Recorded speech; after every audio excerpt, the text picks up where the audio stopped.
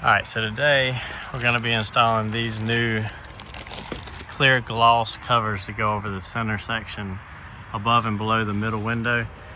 You can see from the factory you've got the black plastic that just kind of looks out of place here. So here's what it looks like before, and these should be a pretty simple install. So I'll show you what it looks like afterwards. So these are very simple, just peel and stick. So I'm going to peel this red backing off and go ahead and get this installed. The skinny one goes on top. The fatter one goes at the bottom. I just prepped it with some alcohol, rubbing alcohol to get it cleaned off.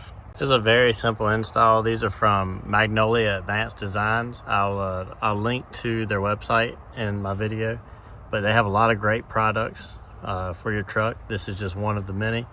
And then you see there's a protective film here. So we'll go ahead and peel that off. You can already see the reflection in it. So get this bottom one installed and we'll be finished up.